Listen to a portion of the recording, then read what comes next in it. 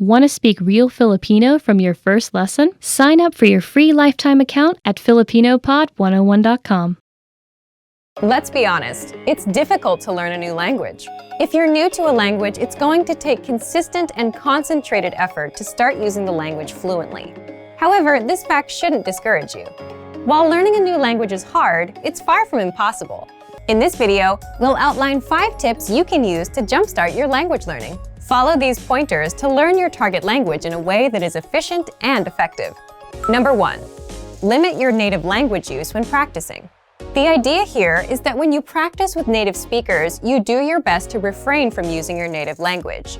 This is generally harder the less you know, but if you can manage to stick to this rule, you'll reap some huge rewards. If you commit to a no native language practice session, it's not going to be easy. Most likely, there will be some frustrating, if not painstakingly difficult moments where you either have trouble understanding the person you're talking to, or you can't say what you want to say. It's precisely in these moments that your language learning muscles are built up to capacity. The process really isn't all that different from working out in the gym.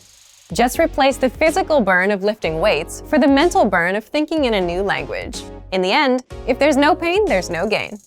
Obviously, this no native language rule doesn't have to be written in stone. There are times when it's more beneficial to break out of the target language box and have something explained to you in your native language. However, this should definitely be the exception rather than the standard. Number 2. Have set times to practice speaking throughout the week. Now that we've discussed a good way to practice speaking, let's delve a bit into when to speak. One of the best commitments you can keep while learning a new language is to set aside specific times to practice speaking the language on a weekly basis. Ideally, these speaking sessions are on set days at specific times and form part of your weekly routine. If you don't make it a point to set aside specific practice times, you run the risk of your language practice falling through the cracks of your busy schedule. I recommend writing down your practice times and hanging it somewhere you can always see it. You could also input the times into your phone and set an alarm. The point is to remind yourself of your commitment every day so that it doesn't fall by the wayside. Number 3, get picky about vocabulary.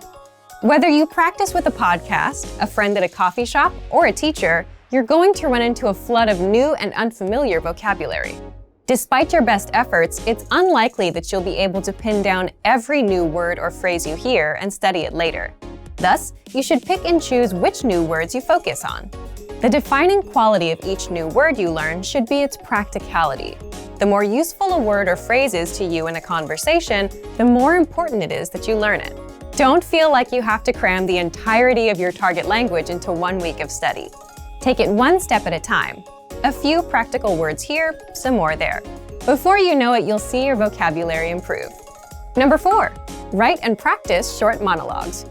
This tip can be a lot of fun. Begin by selecting a topic you enjoy discussing. Then, simply write out a short monologue or speech on the subject in your target language. The first thing you'll notice while doing this will likely be the holes in your grammar and vocabulary. But when you try to write out your thoughts in a foreign language, you might inevitably hit roadblocks. You might not be able to think of a word or know how to formulate a specific idea or opinion yet. This can be great because these holes are the exact areas where you should focus your studies. You can bring up these problem areas in your next lesson or browse through your favorite language course or textbook in order to find the answer. The constant process of finding these language holes and filling them is what keeps you moving along the path to fluency. Once you finish your short text, it's a great idea to practice reciting it or even memorizing it. The memorization will help you internalize the new grammar and vocabulary you've learned. Reciting it will get your tongue and mouth used to the sounds. Number 5, keep an up-to-date list on what you want to learn. Throughout your studies, you should always have a sort of language shopping list. As you practice and study, you will most likely come across things you'd like to be able to say, but don't know how to yet, especially if you follow our previous tip. Write this wish list down. It's one thing to learn the vocabulary you pick up via a course or podcast, both of which are great. It's a bit different when your vocabulary gets personal. Learn the words that matter to you, either because they're practical or because you simply find them interesting. The more relevant the vocabulary, the more likely you are to retain it. Some people might tell you it's impossible to learn a new language for whatever reason, but it's important to remember that the way you study and engage with a language greatly affects how quickly or effectively you learn it. For more ways to jumpstart your language learning, check out our complete language learning program. Sign up for your free lifetime account by clicking on the link in the description. Get tons of resources to stay engaged with your target language. And if you enjoyed these tips, hit the like button, share the video with anyone who's trying to learn a new language, and subscribe to our channel.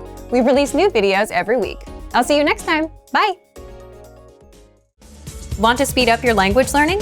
Take your very first lesson with us. You'll start speaking in minutes and master real conversations. Sign up for your free lifetime account. Just click the link in the description.